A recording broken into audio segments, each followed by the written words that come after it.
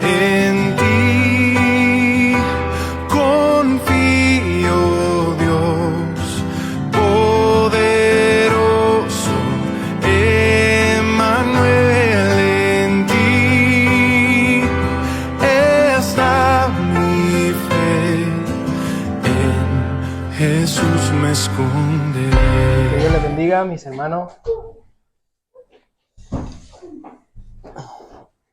Y bien, mis queridos y amados hermanos, como siempre un gusto, una gran bendición poder compartir con vosotros. Y hoy pues vamos a continuar, ¿no?, con esa serie que comenzamos hace una semana de las bienaventuranzas del Señor Jesús ahí en el Sermón del Monte. Y hoy llegábamos al versículo 5, pero a mí me gustaría que leyéramos otra vez desde el verso 1 hasta el verso 5. Mateo capítulo 5, del versículo 1 al versículo número 5. Dice la palabra del Señor, dice: viendo la multitud, subió al monte, y sentándose vinieron a él sus discípulos, y abriendo su boca les enseñaba diciendo: bienaventurados los pobres en espíritu, porque de ellos es el reino de los cielos. Bienaventurados los que lloran, porque ellos recibirán consolación. Bienaventurados los mansos, porque ellos recibirán la tierra por heredad. Ahora permítanme un momento que hable un momento con nuestro Padre y Dios de todo el universo. Padre Santo, oh Dios, Señor, gracias por permitirnos, Señor, estar aquí reunidos. Tu fidelidad, Señor, como cantábamos hace un momento, sigue persiguiéndonos, Señor. Tú eres fiel, tú eres fiel. Y por eso, Señor, lo ponemos todo en tus manos, toda nuestra vida en tus manos, Señor. Y queremos que tú nos hables, Señor, porque si tu Espíritu Santo, mi Dios, no es el que sopla, de nada sirve, Señor, es en vana esta predicación. Por eso te ruego, Padre, que tomes tú el control, en el nombre de Cristo Jesús. Amén. Amén. Bueno, como ya sabemos, aquí el Señor Jesús nos está enseñando el único camino a la felicidad verdadera, a esa felicidad plena, a esa felicidad a un grado superlativo. Y no solamente eso, porque las bienaventuranzas de Cristo, las que pronuncia aquí, tienen también, digamos, una doble intención. Por un lado nos muestra quiénes son los que han de considerarse verdaderamente felices y qué características tienen esas personas. Y por otro, nos muestra también en qué consiste la verdadera felicidad en las promesas hechas a esas personas con esas características y la manera en que el cumplimiento de esas promesas los hará verdaderamente felices y para siempre, en un futuro. Bienaventurados los mansos, porque ellos recibirán la tierra por heredad. Algunas traducciones lo traducen como bienaventurados los humildes. Y creo que es la Reina Valera del 77, me parece, que lo traduce como los apacibles, bienaventurados los apacibles. Pero en cualquier caso, el Señor, al igual que en las anteriores, aquí está diciendo que las personas que son verdaderamente felices, las personas que son felices de verdad, son las personas mansas, las personas humildes, las personas apacibles.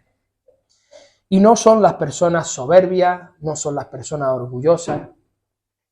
Y si le diéramos la vuelta a esta bienaventuranza, la podríamos contrastar de manera que diría así como: desgraciados los soberbios y orgullosos, porque no recibirán la tierra por heredad. Ellos no recibirán la tierra por heredad.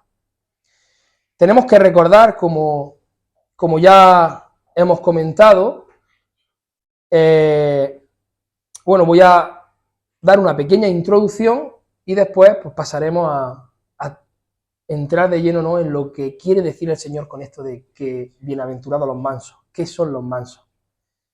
Y tenemos que recordar, como hemos comentado en sermones anteriores, ya, que cuando Jesús pronunció esta bienaventuranza, el pueblo de Israel estaba pasando por una situación que era muy complicada, que era una situación difícil, realmente lo estaban pasando mal.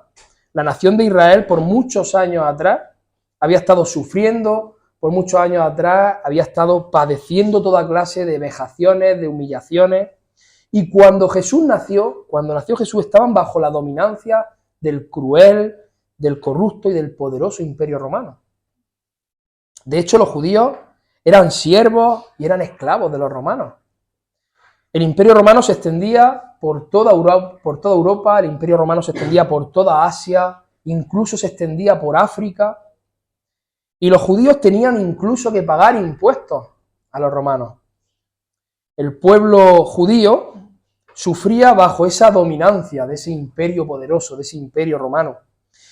Y de hecho hubo grupos revolucionarios que intentaron hacer frente a Roma. Hubo grupos que intentaron pelear contra Roma y acabaron aplastados por esa fuerza del imperio romano, eran muy poderosas. Y esos revolucionarios acababan muertos, acababan incluso crucificados, acababan torturados, acababan muertos. Estaban también aquellos radicales, que seguro que han escuchado hablar de ellos, llamados los celotes, que eran grupos que estaban ansiosos por participar en revoluciones, por participar en una revolución armada para liberar al pueblo de Israel y para limpiar la tierra y limpiar el templo de toda esa contaminación pagana. Y las mismas escrituras, si recuerdan, las mismas escrituras identifican ahí en Lucas 6 a uno de los propios apóstoles de Jesús, que dice que lo llama como Simón, al que llaman el celote. Y la verdad que no sería incluso de extrañar que algún otro apóstol fuera también de los celotes. No sería algo de extrañar, porque en aquellos entonces, dentro de los judíos, estaba este grupo que quería montar una revolución contra el pueblo romano, quería acabar con el imperio romano. Ahora, podéis imaginar cuán difícil habrá sido, por ejemplo, para Simón, para el apóstol, escuchar al Señor Jesús decir frases como amen a sus enemigos, a un celote. Imagínense por un momento cómo le habrá sentido escuchar esas palabras. Amen a sus enemigos, bendice a quien te maldiga, ora por quien te maltrata. Tuvo que ser realmente difícil de asimilar esas palabras del Señor.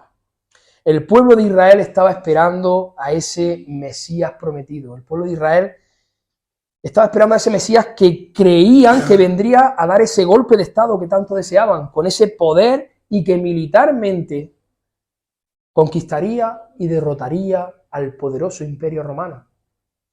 Y si nosotros nos paramos a pensar un poco, si nosotros ponemos nuestra imaginación en aquellos entonces, podríamos llegar a la conclusión fácilmente de que es algo normal que ellos esperaran a su Mesías justiciero, a su Mesías que vendría con espada a revolucionar y conquistar el mundo y a libertar al pueblo de Israel. Vemos la historia de la humanidad y llegamos fácilmente a esa conclusión de que ellos podrían pensar eso perfectamente, porque al mirar la historia de la humanidad nosotros, ¿no?, vemos cómo la tierra se conseguía y cómo se ha conseguido hasta el momento, con guerras. La tierra se ha conseguido con grandes batallas. Recordemos al famoso Napoleón Bonaparte, a Alejandro Magno. Siempre ha sido con batallas, con grandes guerras. Y desde Caín y Abel, la humanidad ha estado peleando unos contra otros. En todo momento siempre han habido conflictos, siempre han habido guerras, siempre han habido batallas. Por eso es totalmente normal pensar que el pueblo de Israel esperaba a un Mesías que viniera a batallar, que viniera a conquistar. Los celotes querían recuperar su patria. Los celotes querían acabar con los romanos, fuera como fuera, pero querían liquidarlos. Y por otro lado estaban los fariseos, que esperaban también a ese Mesías, ¿no? A ese Mesías, como hemos comentado ya, que establecería su reino y que traería gloria aún mayores que las pasadas. Y este grupo prominente estaban esperando que ese Mesías, prometido por Dios, estableciera su reino de una manera milagrosa. Que ese Mesías, prometido por Dios, esperaban que ese rey derrotara a ese imperio romano, establecería ese estado prometido a lo largo de los siglos por los profetas del Antiguo Testamento. Y estaban deseando que viniera. Y conforme el pueblo judío estaba siendo aún más y más oprimido por el imperio romano, aún más y más anhelaban a ese Mesías prometido. Recordemos que el profeta Daniel, aproximadamente por el año 530 a.C., aproximadamente, habló del Mesías viniendo en esas nubes, ¿no? Habló del Mesías viniendo en las nubes y en gloria. Ese Mesías que nosotros estamos esperando y que sabremos que vendrá en nubes y en gloria. Pero ellos escucharon a ese profeta, aprendieron, estudiaron a ese profeta de que vendría en las nubes y en gloria. Y de una manera o de otra, el pueblo judío esperaba a su glorioso Mesías. Ese Mesías que pondría fin a todos esos años de opresión. Y estaban deseando que llegara. Y después de la última profecía, esa última profecía que Dios entregó a través de Malaquías, el profeta Malaquías, hubo un largo silencio por parte de Dios, de unos 400, 500 años. Y ahora, después de ese largo silencio, ahora ahí está Juan el Bautista, el último profeta. ¿Y qué es lo primero que dice en el desierto de Judea? Evangelio de Mateo 3, del versículo 1 al 2. En aquellos días vino Juan el Bautista predicando en el desierto de Judea y diciendo: arrepentíos, porque el reino de los cielos se ha acercado.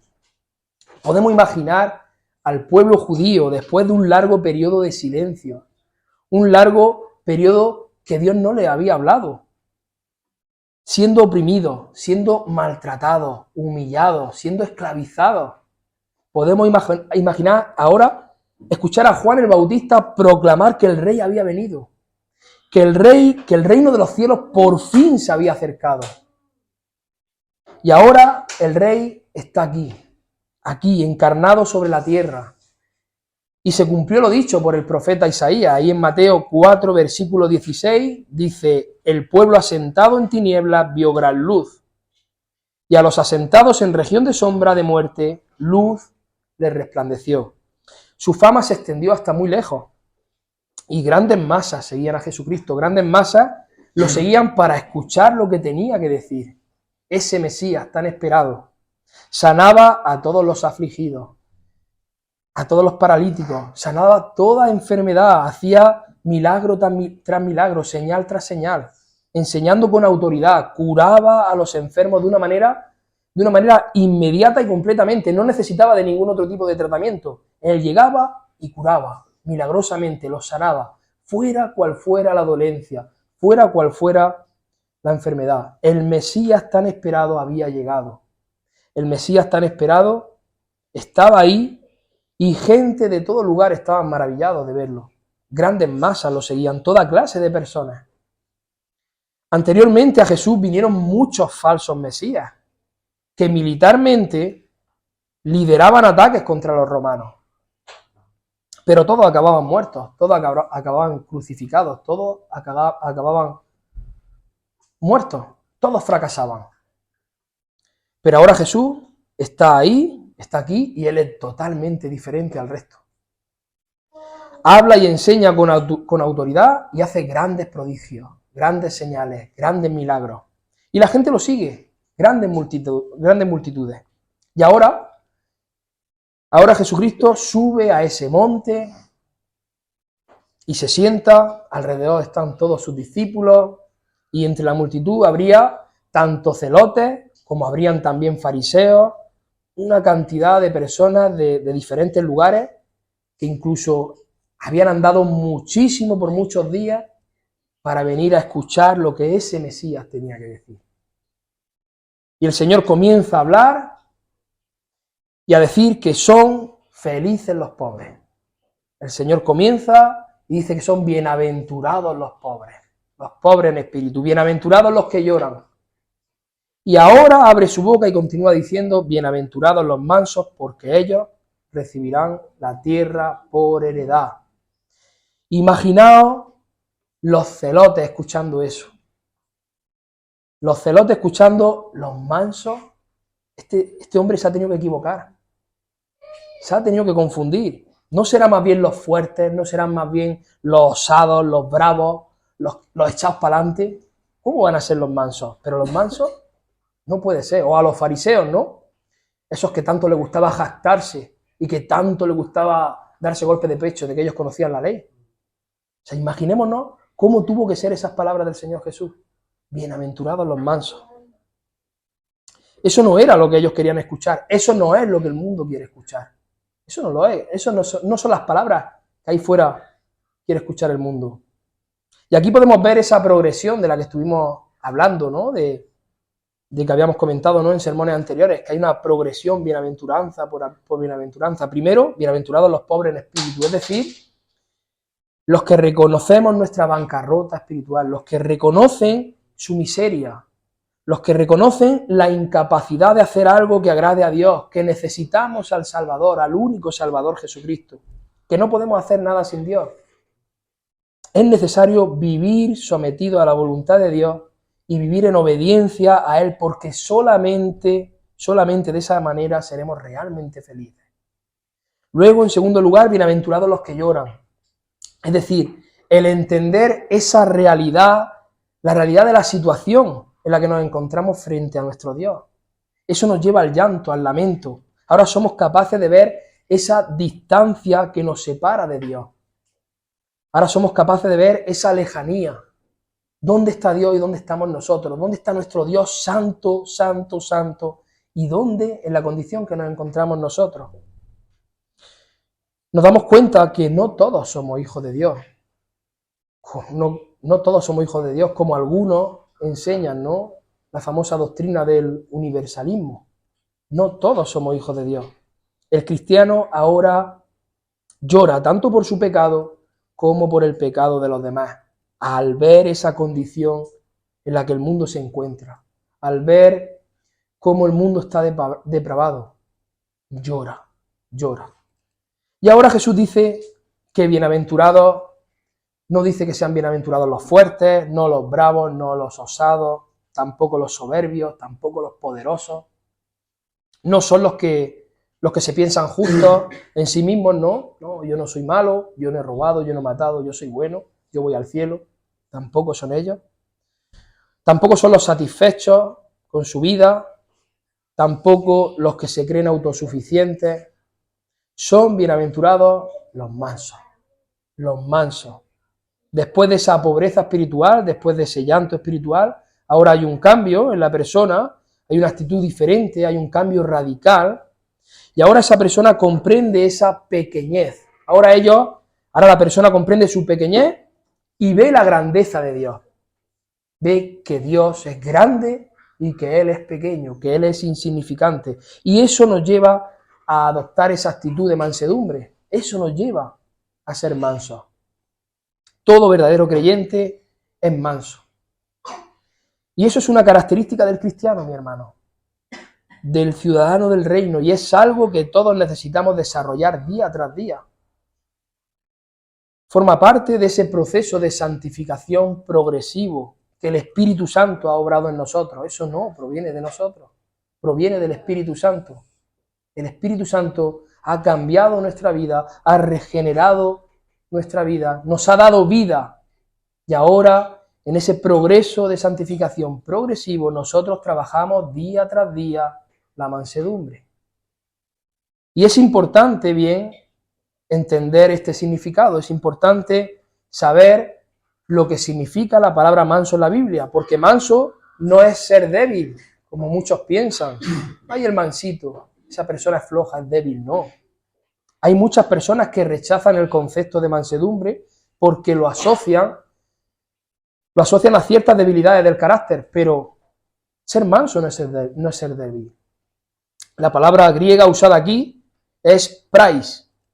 Bueno, así es como se pronuncia, se escribe, es que se me ha olvidado poner la diapositiva de la palabra, pero se escribe praus, ¿no? Y se pronuncia prais. Bueno, mi griego tampoco es, pero bueno. Y significa humildad. La palabra manso en la Biblia significa humildad, significa amable, significa suave. Es una persona que es afable. Cuando se habla de mansedumbre, de lo que realmente se habla es de la persona que está quebrantada por su propia condición. Es de la persona que llora por su pecado. Es de la persona que no se afirma a sí misma, que no se cree autosuficiente, que no está satisfecha, porque sabe la condición que está.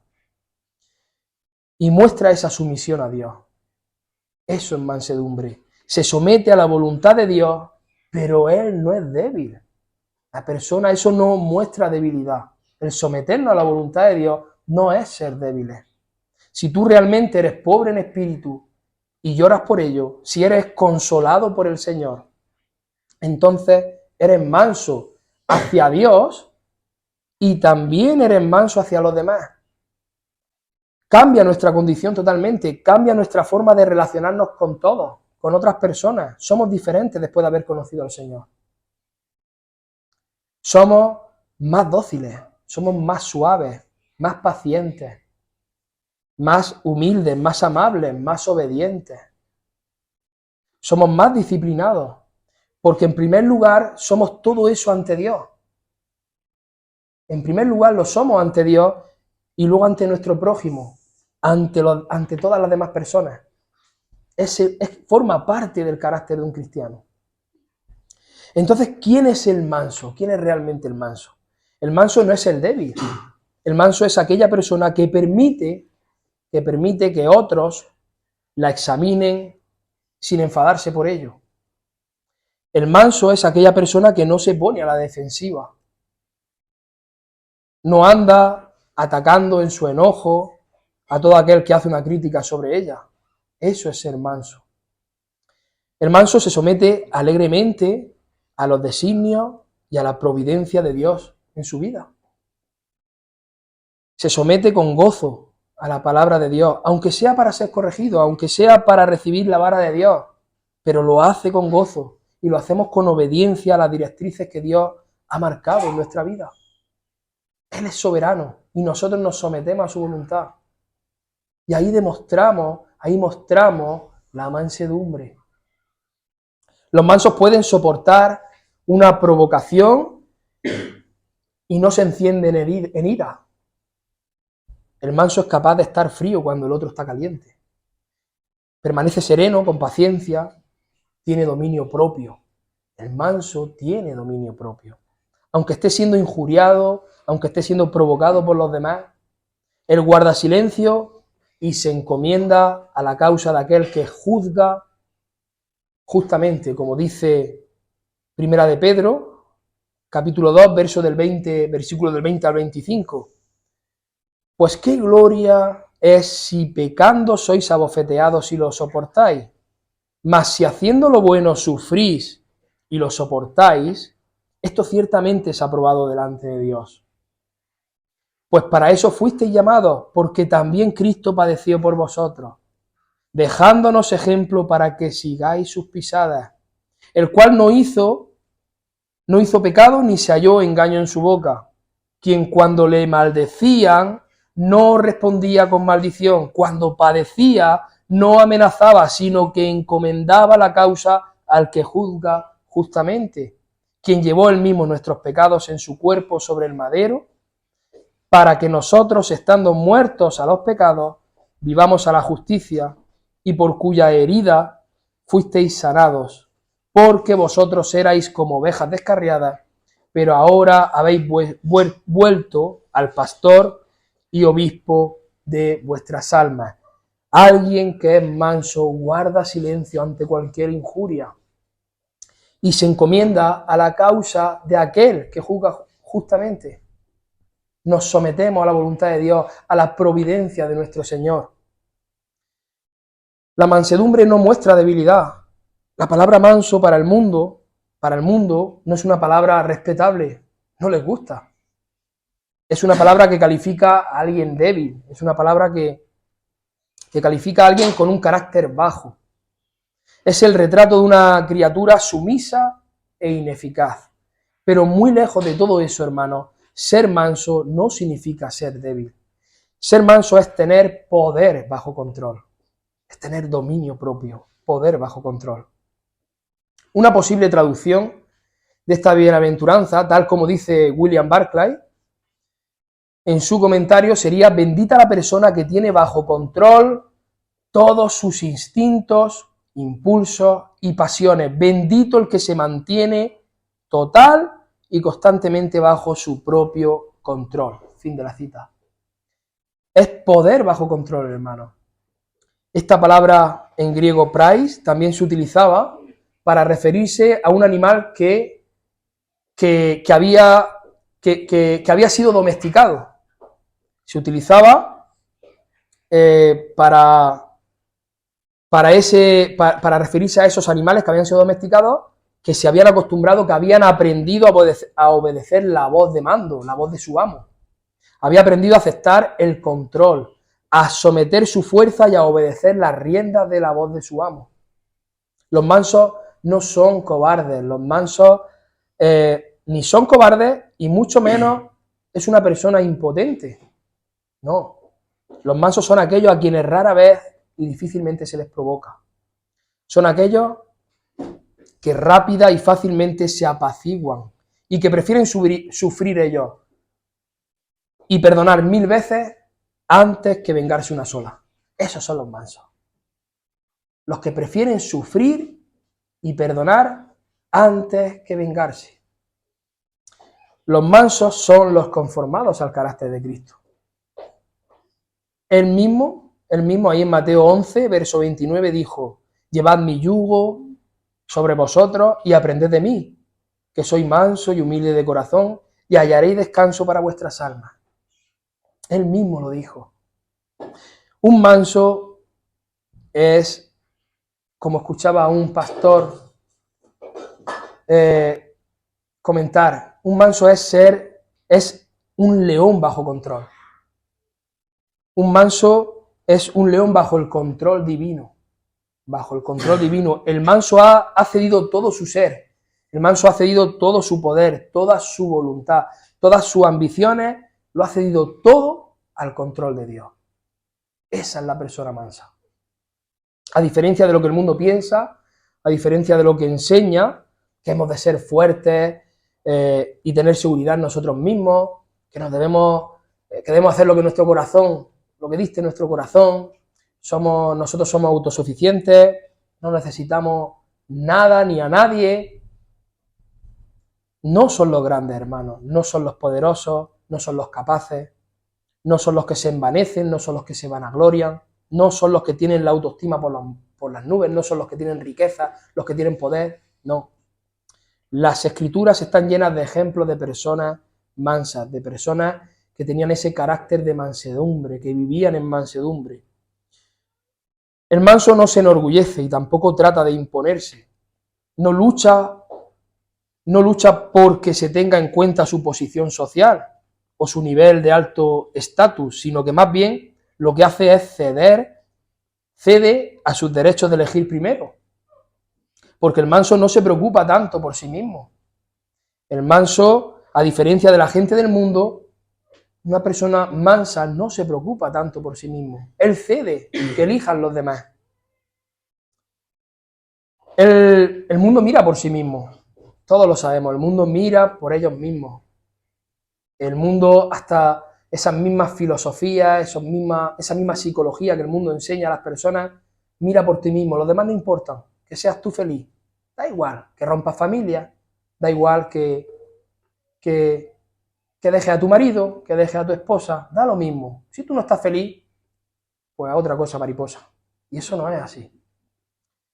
El manso no mira por sí mismo a diferencia del mundo. No mira por su bienestar, como el mundo lo hace, sin importar a quién pisotee. El manso mira por las demás personas antes que por ellas mismas. Como dice John Bunyan, ¿no?, que tanto hemos hablado de él en estos sermones, y que tanto he recomendado del progreso del peregrino. Como él dice, aquel que está en el suelo no teme caer. El que se considera muy pecador no teme que alguien pueda decir algo malo de él. Un cristiano que ya sabe que es pecador, que ha sido perdonado por Dios, ¿qué miedo podemos temer a que nos digan ahí fuera lo que quieran decirnos? No tememos, porque nosotros ya hemos sometido nuestra voluntad a Dios. No somos débiles como el mundo se piensa. Aquel que es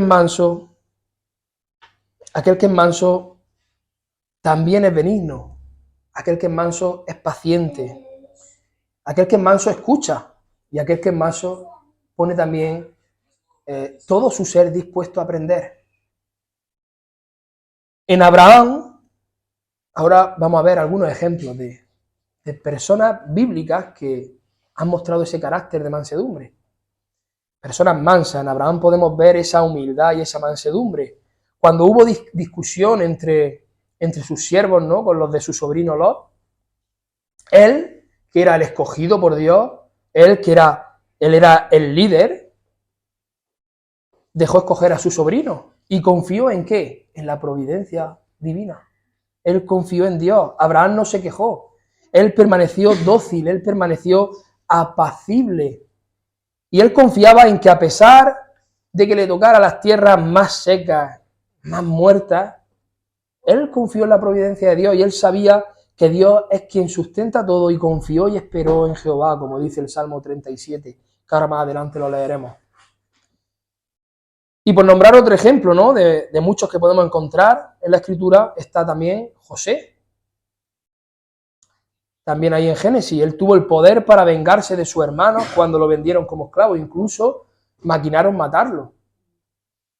Después de tanto sufrimiento, después de tanta aflicción, José no dejó por ningún momento de confiar en Dios y terminó siendo el gobernador de Egipto, con tanto poder que solamente Faraón estaba por encima de él. E incluso Faraón mismo escuchaba lo que él decía, le hacía caso. Porque José no hablaba por boca suya, José era Dios quien estaba con él. Porque él se había sometido a la voluntad, a la providencia y al cuidado de Dios. Sin embargo, José tuvo la oportunidad, ¿no? Tuvo la oportunidad de venganza. ¿Y qué es lo que ocurrió? Cuando vinieron sus hermanos, cuando esa hambruna tan grande, y vinieron a comprar comida a Faraón, ¿qué es lo que ocurrió? Él rehusó la venganza. Él demostró amor y él demostró compasión por sus hermanos. Y podemos ver aquí, ¿no?, también ese poder bajo control. Aquí se puede ver claramente lo que es una actitud mansa. Y también tenemos, ¿no?, y David, recordáis a David, ¿no? David podría haber matado a Saúl en aquella cueva. Saúl lo perseguía para acabar con él. Pero en cambio David, ¿qué es lo que hizo? Él lo tenía fácil. Incluso sus soldados lo animaban a matarlo, lo animaban a hacerlo. Él solamente debía haber cogido la espada y habérsela clavado a Saúl. Pero, ¿qué es lo que hizo él? Solamente cortar la orilla del manto de Saúl y someterse a la voluntad de Dios. Tuvo dominio propio. Cuán difícil es tener ese dominio propio, incluso entre nosotros. Muchas veces perdemos ese dominio. Ahí David mostró el poder bajo control, ese dominio propio. David no se preocupó por él mismo, sino que confió y esperó en Dios. Se sometió a la voluntad de Dios, a la providencia divina. Y ahora también podemos poner a Moisés como ejemplo. No podemos dejar afuera a Moisés. Aquel de quien la Escritura dice en Números 12, verso 3, dice, y aquel varón Moisés era muy manso, más que todos los hombres que había sobre la tierra. Solamente para Moisés y para Jesús la Biblia utiliza este calificativo de manso. Y si analizamos nosotros la vida de Moisés, no fue un hombre temeroso, no fue un hombre cobarde. Se enfrentó a Faraón y condujo con toda autoridad a su pueblo. Moisés no era cobarde, pero lo que reconocía que era totalmente incapaz de hacer la obra sin Dios. Él reconocía en todo momento que por él mismo no podía. Él siempre acudía a Dios y él siempre oraba por aquellos que lo provocaban. Él siempre acudía a Dios, pero no sin antes ser humillado por Dios. Porque si recuerdan, él tuvo que huir de sus comodidades. Él tuvo que huir de todas esas riquezas y todas esas comodidades que él poseía en Egipto.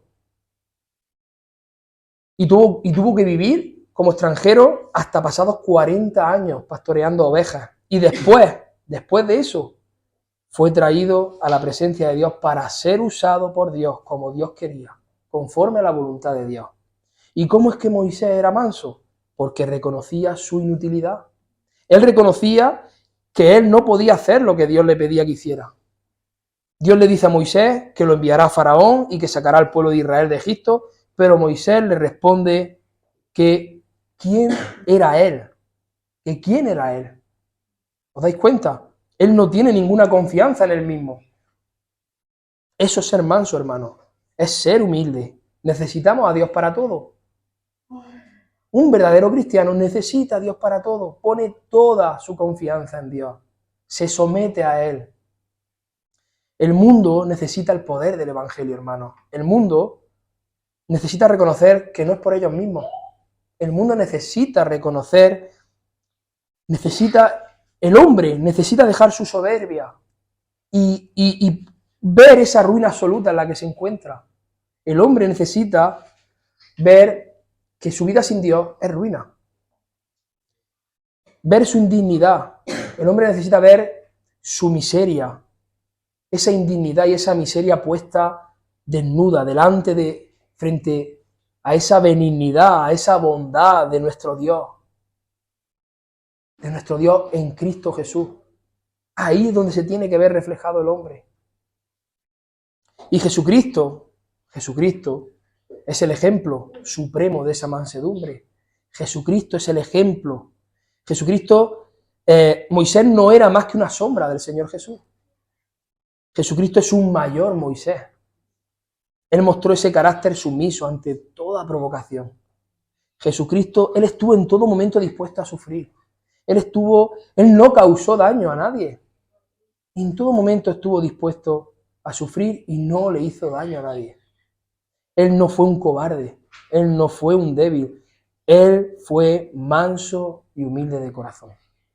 Él fue el ejemplo por excelencia para todos nosotros. Él vivió su vida para el Padre. Él sometió su voluntad humana al Padre. Mateo 26, versículo 39 dice: Padre mío, si es posible, pase de mí esta copa, pero no sea como yo quiero, sino como tú. Juan 14, versículo 31, mas para que el mundo conozca que amo al Padre, y como el Padre me mandó, así hago. Él se sometió, su voluntad en esa naturaleza humana la sometió al Padre. Él es el ejemplo perfecto de mansedumbre. Jesús tuvo todo su poder bajo control, el cual, siendo en forma de Dios, no estimó el ser igual a Dios como cosa a que aferrarse, sino que se despojó a sí mismo, tomando forma de siervo, hecho semejante a los hombres, y estando en la condición de hombre, se humilló a sí mismo, haciéndose obediente hasta la muerte, y muerte de cruz. Filipenses 2, del 6 al 8. Él no era débil, hermano, él no fue un cobarde.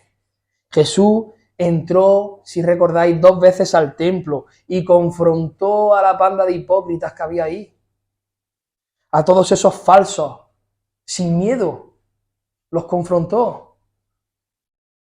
Es el mayor y perfecto ejemplo para nosotros, Jesucristo. Él habló sin temor. Él no tuvo temor de lo que pudiera ocurrir por decir las palabras, por hablar la verdad.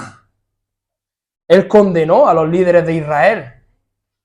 Los líderes de Israel tenían mucho poder y él los condenó sin miedo, sin esconderse.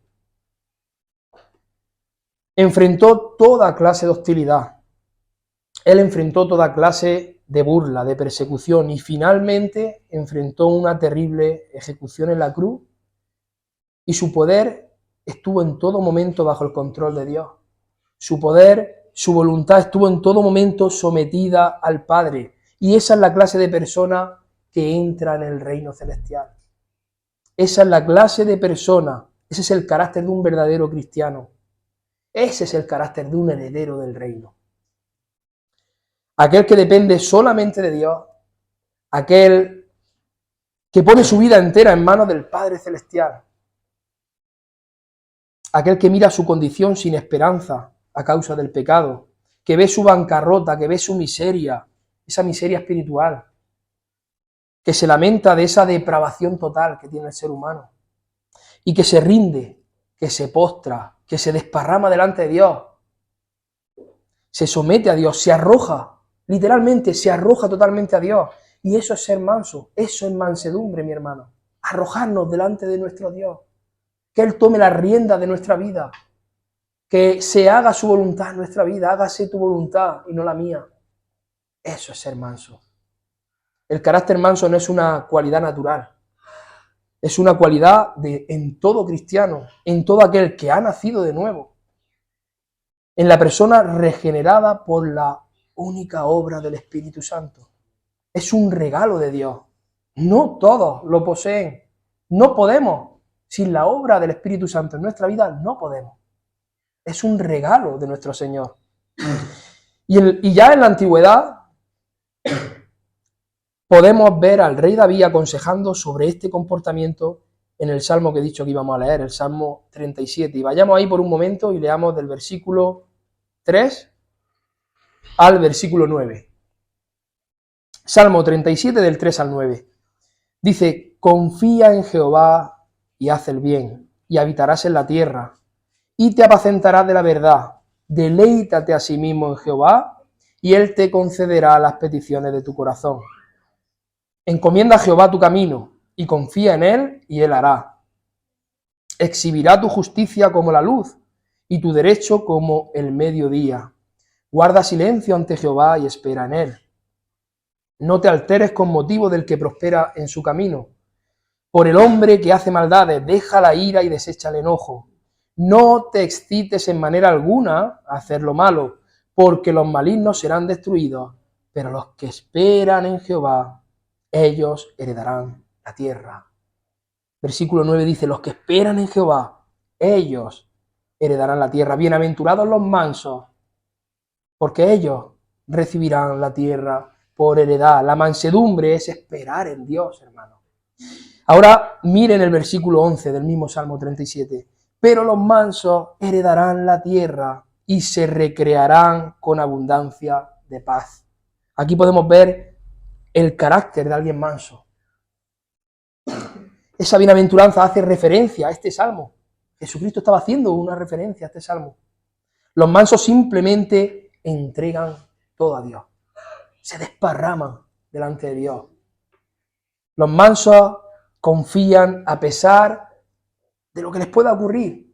Los mansos confían a pesar de cualquier circunstancia. Confían en su soberano Dios. Se deleitan en Él y descansan en Él. Ese es el carácter manso. Esa es una persona que vive en mansedumbre. La mansedumbre no es indolencia, no es flojera. Una persona mansa no se aflige cuando los impíos prosperan. ¿Por qué? Porque confía en el Señor.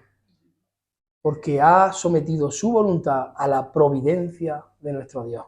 Y tampoco es debilidad ni paz a cualquier precio. El Señor te puede llamar también a hacer algo que va a demandar valentía y que va a demandar un esfuerzo tremendo. Los mártires fueron mansos, pero no fueron débiles. Podemos recordar, ¿no?, a Esteban diciendo: Señor, no les tomes en cuenta este pecado. Una muestra más de mansedumbre en este primer mártir cristiano. Esteban estaba lleno del Espíritu Santo. Dios no nos llama a todos a ser mártires, pero sí que nos llama a ser sacrificios vivos. Romanos 12, del versículo 1 al 2, El apóstol Pablo dice, así que, hermanos, os ruego por las misericordias de Dios que presentéis vuestros cuerpos en sacrificio vivo, santo, agradable a Dios, que es vuestro culto racional. No os conforméis a este siglo, sino transformaos por medio de la renovación de vuestro entendimiento, para que comprobéis cuál sea la voluntad de Dios, agradable y perfecta. En ocasiones puede ser más difícil vivir por Cristo que morir por Él. Pero si vivimos por Él, estaremos preparados para morir por Él también.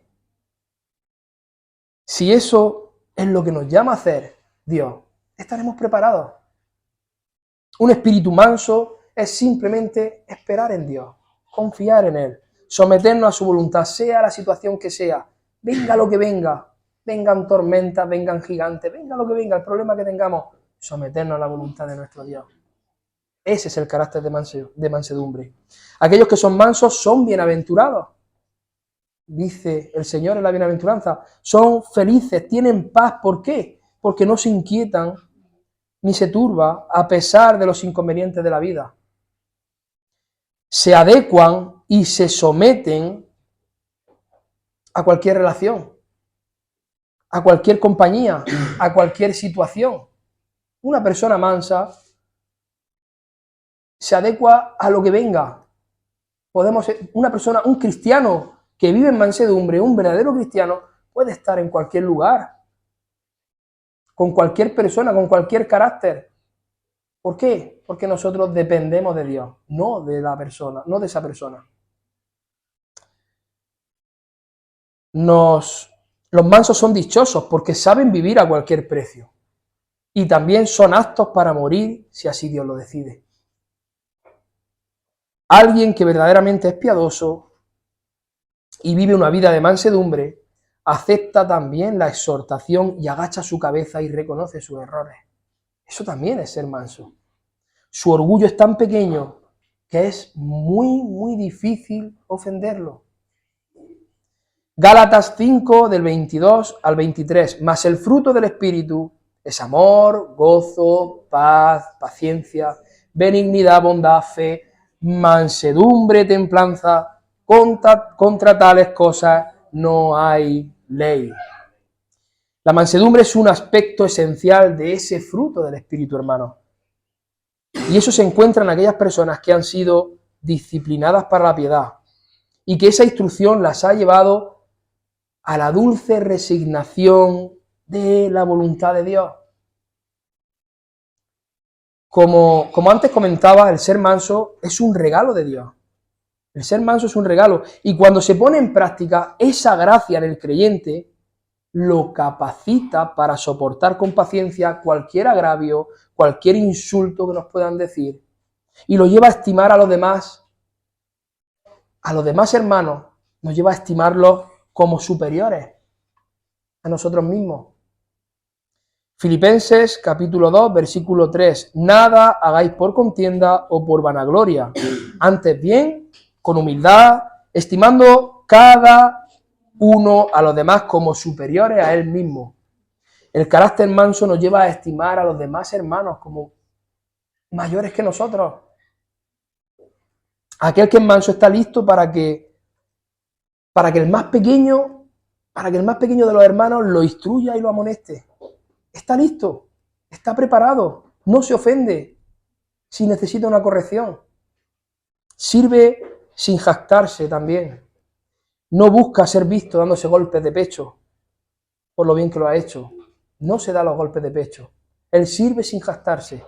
Y el manso también sufre mucho por los demás. ¿Por qué? Porque siempre busca el bien ajeno antes que el suyo mismo.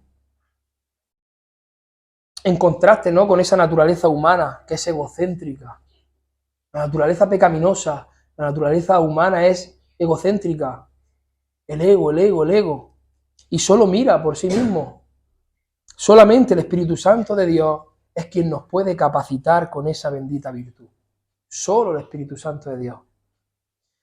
Para estos mansos, a los cuales Jesús dirige esta tercera bienaventuranza, aparte de la felicidad, presenta, a pesar de las circunstancias, porque los mansos son los que más disfrutan las cosas buenas de la vida presente.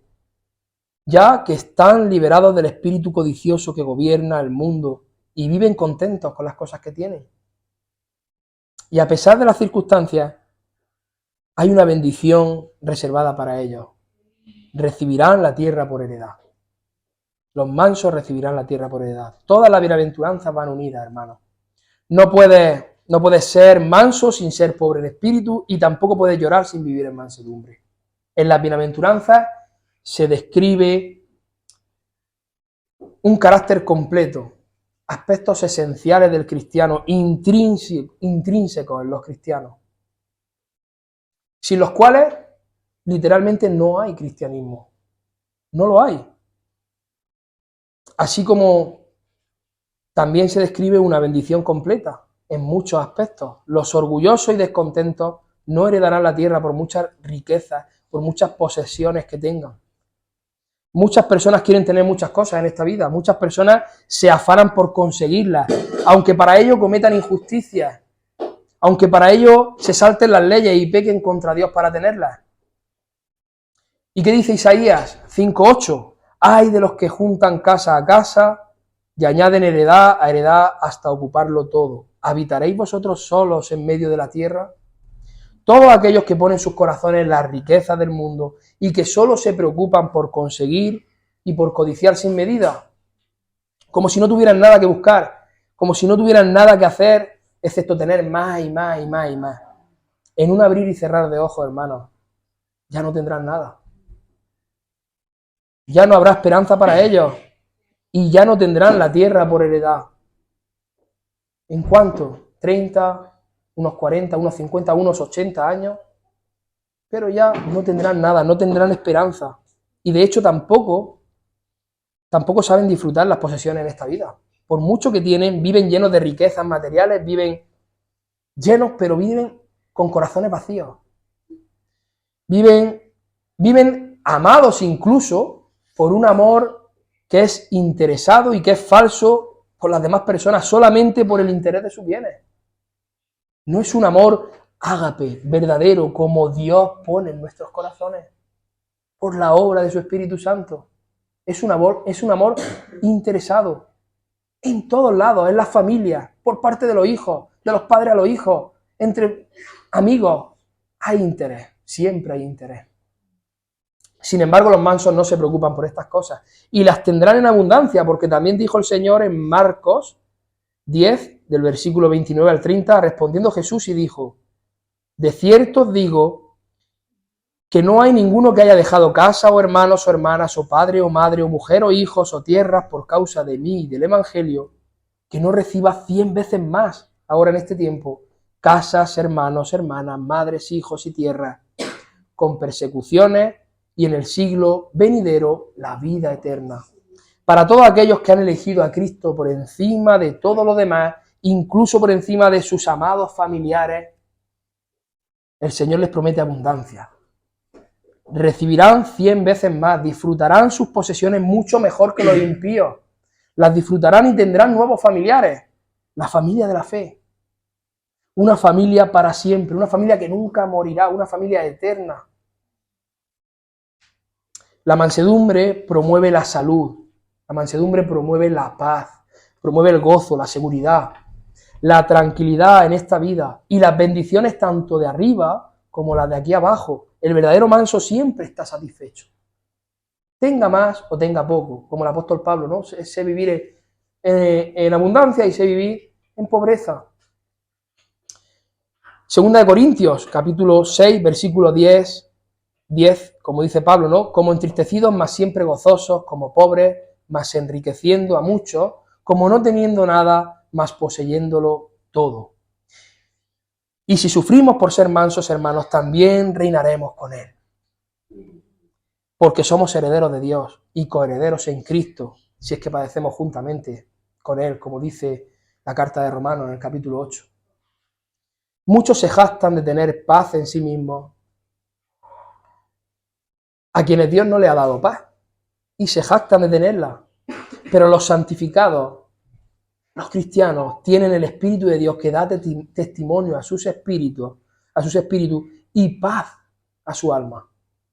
Aunque muchos nos vean como perdedores, hermanos, aunque muchos nos vean como fracasados, como que estamos perdiendo el tiempo, lo mejor está por venir.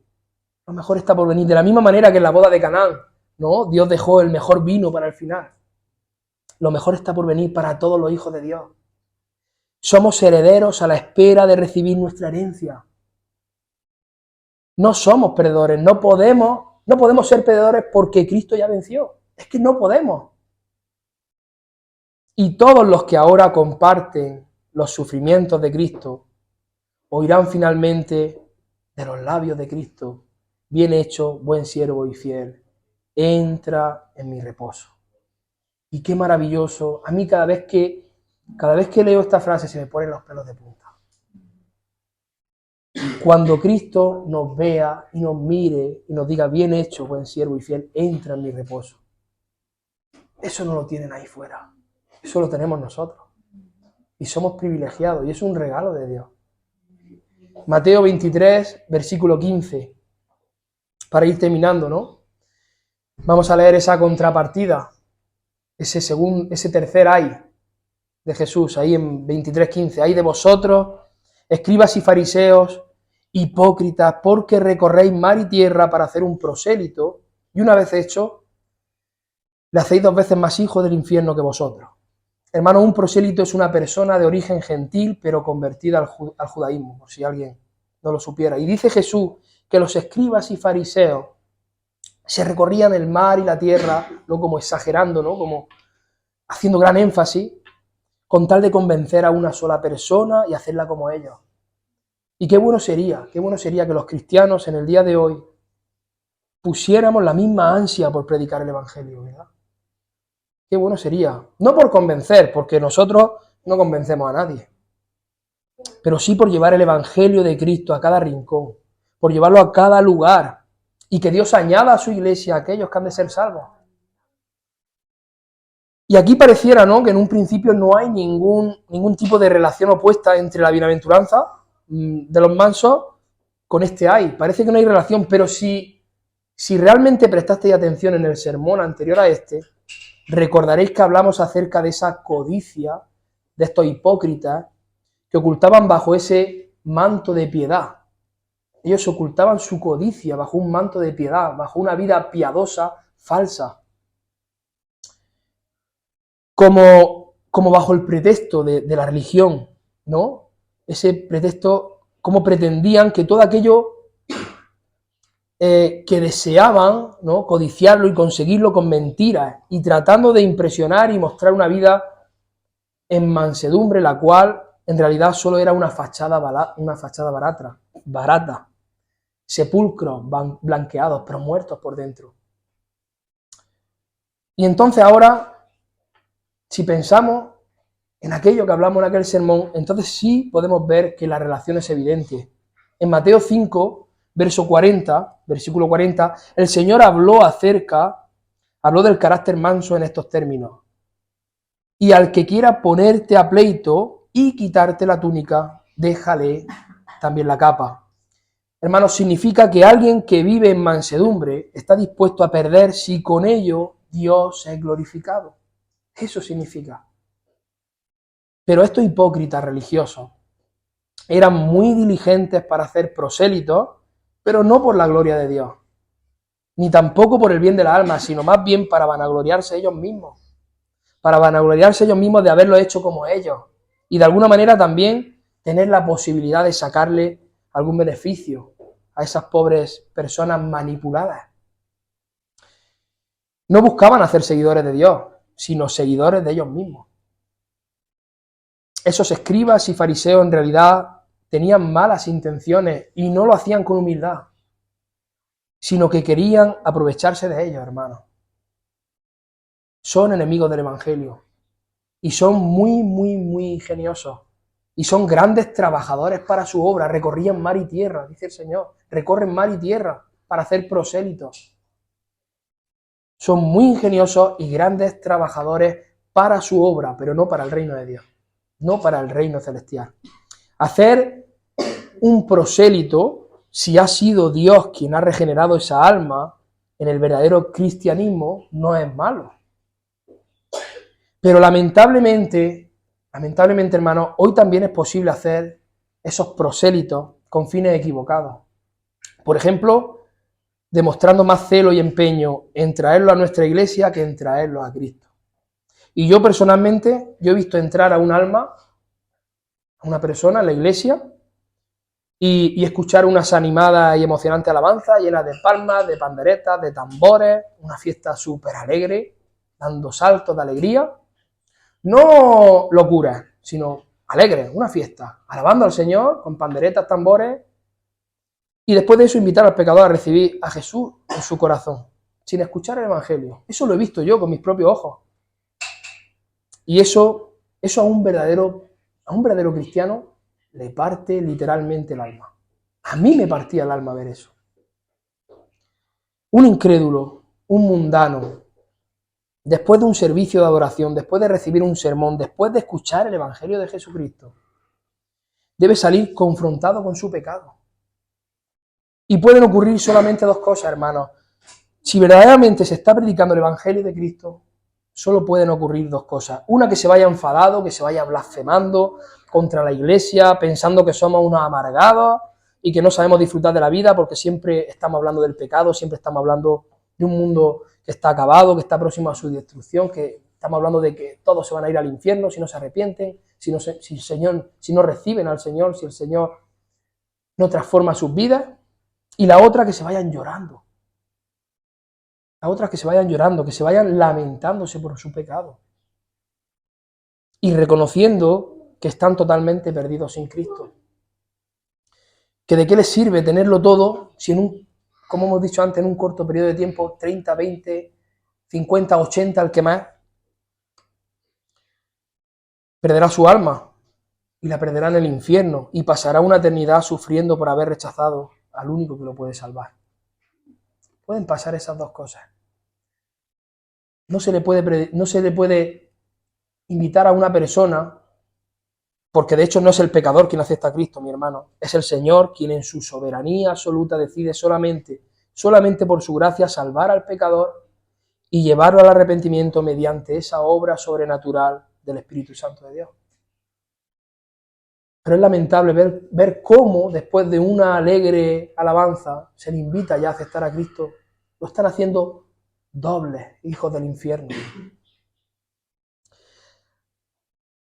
Al que estaba muerto en sus delitos y pecados, ahora Dios les da vida. Y es muy triste, como decía, ¿no? Ver hoy en día a estos hipócritas, muy lejos de ser mansos, muy lejos de ser humildes, pero esforzándose diligentemente en convencer a muchas almas y una vez convencidas, hacerlas dos veces hijos del infierno. Y es lamentable, hermano, es muy triste. Y eso, en verdad, a nosotros los cristianos, hermanos, debería darnos vergüenza. Debería darnos vergüenza, porque no hacemos lo suficiente. Ninguno hacemos lo suficiente. Podríamos hacer más. Y que Dios nos dé gracia. Nos dé gracia para seguir ese ejemplo de Juan el Bautista, que guió a sus propios discípulos hacia Cristo. Que nos dé gracia, porque es necesario. Porque el mundo está siendo manipulado. Vamos a orar. Hola, gracias por ver este sermón. Suscríbete a nuestro canal y compártelo para que te sea de bendición y para los demás. Que Dios te bendiga.